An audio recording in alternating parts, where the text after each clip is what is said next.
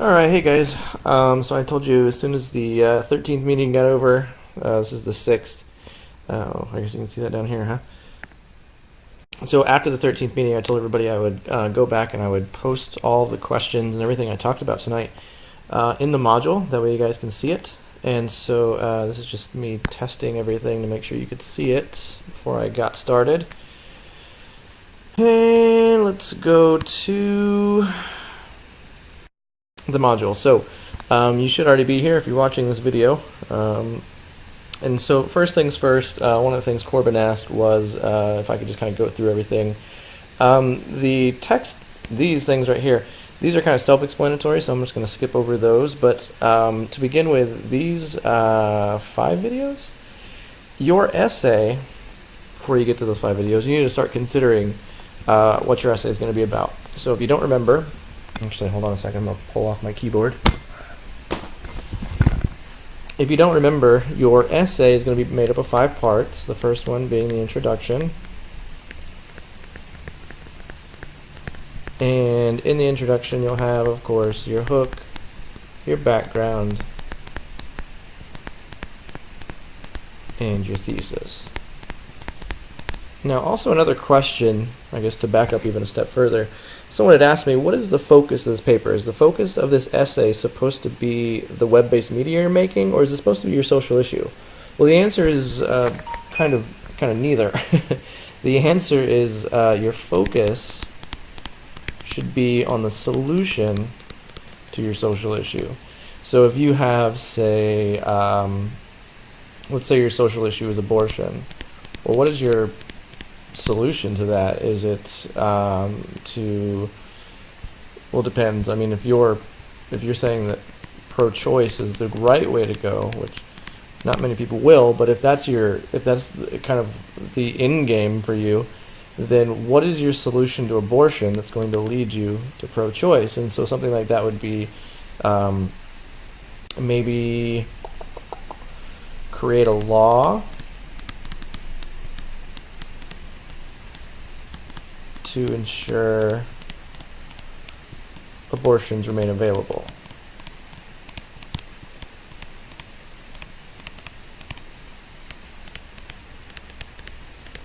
And so if you did that, then your paper is about this solution and how you can kind of get it to become a reality. So let's kind of talk about that.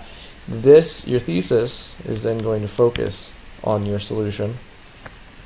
And then, of course, will be the entirety of your introduction. Part 2, then, you have one of 2 options here. You can either, 1, prove your issue exists. And if you did this route, then you're probably going to be able to use your, oh, I wrote thesis up here. This is supposed to be a lit review.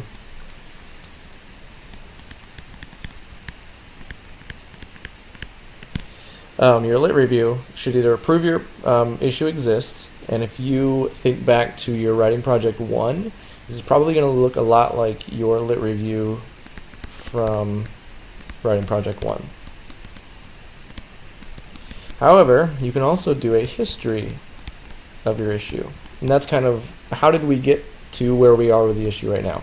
So if you're talking about civil rights, you could go all the way back to I don't know, like the 60s, and you could start from there, or maybe you could go to the 20s and start from there. It depends, but just basically answer the question, how did we get to where we are now?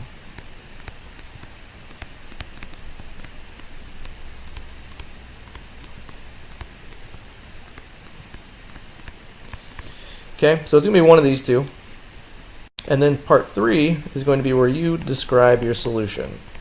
So if you were talking about, say, abortion, you give us the history of abortion. You probably wouldn't have to prove the issue exists so much.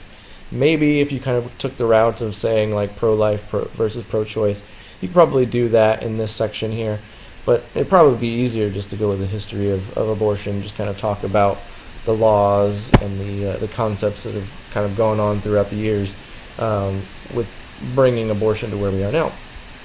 And that would be heavily kind of science-based as well, I imagine. Anyways, so your solution, just basically explain your solution here. And then 4, your evidence. Your evidence is going to be prove your solution is the right one.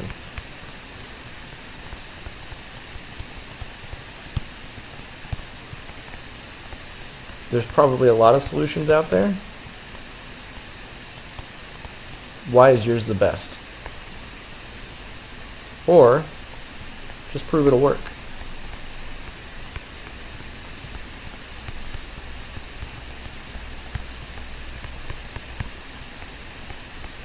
And then last but not least, of course, the conclusion. So now with all of these parts, now it's a little easier to explain what you're doing, because realistically you should probably have your essay done before you start working on your web-based media. So now you look at which one of these, because let me back up. So this solution here, you're trying to sell this to the world. Your solution. Your main form of advertising is, well, of course, your essay, because that's ideally what you want to get out there is your essay. But then your essay should be summarized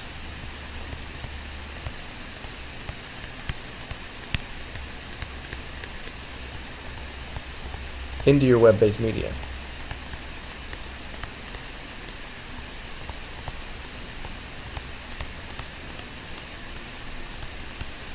And the idea of both your essay and your web-based media is to sell your solution to the world. The essay, of course, isn't going to do much to sell it to the world. It'll just sell it to the readers. However, this web-based media, that multimodality portion of it, is going to help it reach the rest of the world. So that's why you have to actually summarize your essay within the web-based media. It's kind of a two-pronged attack. You're trying to get it introduced to the world. You're trying to get your solution introduced to the world.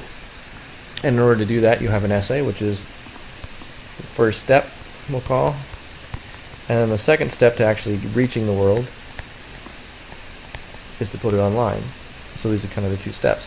Now, once you figure out what your solution is, you have to figure out which one of these modalities would work for you.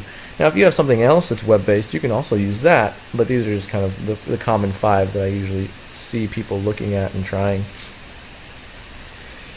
So once you've watched these 5 videos, or at least watched one of them, if you know which one you want to do, if you want to do a Facebook page, then obviously just watch the Facebook one and create a Facebook page. Once you've done that, your job here for online mode of communication, answer these 3 questions. That is, explain your solution. So just kind of explain to me what's the solution to the issue that you're talking about.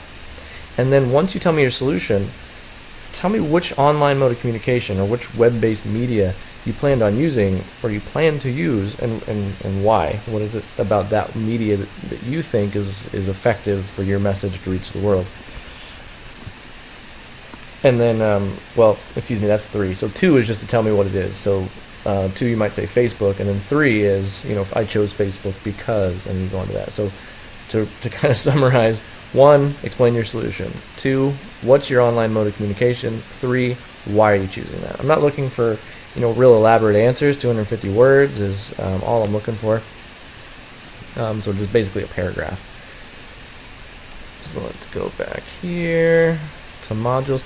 Now, the thing is, that I wanted to point out, is that this guy right here, the online mode of communication right here, this is what you need to get done to get credit for this class meeting. Because remember, this was a holiday meeting, and because it was a holiday, we either had to reschedule or put it online. And since we didn't physically meet on September 4th, we had to do it online. So in order for you to get credit for attending this class, this is the assignment you have to complete, the online mode of communication. Otherwise, it is considered an absence. Now, luckily for you, you don't necessarily have to get that done until the end of class. So as long as you have that done before the 18th, you're fine. But something you also need to think about is that by doing this, I can help you I can kind of point out flaws or kind of help you in your direction on getting the web-based communication, that piece of it done. If you're on the right track, I can tell you. If you're not, then we can kind of get you corrected. But if you don't do this until the end, then it can't really be used to help you right now. So that's something to consider. The things that are due as homework is a web-based media progress check. All I want here is for you to submit a URL to whatever web-based media you plan on using. So if you're going to use a Facebook page, even if it's blank, I just want to see that you've at least considered and confirmed and solidified what web-based media you're using. So if you used Facebook, just at least send me the URL, even if it's blank, just to show me that, hey, I have a Facebook at least started. So that's one piece of homework that's actually due on Monday. That's Monday, the September 11th. And so the second piece is your rough draft, which your rough draft is going to have your works cited page in it. So I'm not expecting everyone to turn in 2 assignments there. Just turn in your rough draft and make sure you have your 7 citations within your essay with the works cited page attached to this guy. Because really your essay, all essays, should have a works cited page within them. So just turn in your essay, have your works cited page attached in there, and you'll be good. Now these guys, these are A papers. These are samples that I've had from past students, and they've all, I think there's 188 in there, but the point being is that these are good papers to model your paper after. So if you're having trouble kind of getting started, take a look at any of these 3 papers, well, 4 papers. This one's kind of strange because it's not really from my class, it's just one that I found online that was a good paper. But these 3, the ADHD, Writing Project 3, Draft 1, and then WP3, those are all 3 good papers to use. So if you're having trouble, and they're from my class, so they're really applicable whenever you're writing. If you're having trouble, look at these essays and they'll kind of help you figure out where to go in order to write your essay. So let's just check out ADHD real quick. This was a student from I think 2 semesters ago, and they wrote theirs on ADHD, so obviously their issue was ADHD, and their solution was kind of interesting. They wanted a mandatory screening, I can't remember when, I think it was in kindergarten? For the kids. The purpose of this essay is to show the benefits of requiring prospective college students to complete an ADHD screening before they can apply for a Pell Grant. So you can kind of see that his issue was ADHD, and his solution was a screening in college, and the way that he can kind of implement that is to, in order to get your Pell Grant, or you get your financial aid, you have to have a screening on file and have to post it into your FAFSA. And he goes in to kind of talk about that. The first part of it, he talks about, what is ADHD, and what kind of issue does it cause, and you can see all of his in-text citations. They're all really good. And he talks about some evidence to show that ADHD exists. So his was kind of a combination of both of these. He was focused on the history to begin with, but then he moved into kind of just proving the issue exists and proving that it was a bad problem or a significant issue. And then eventually down here,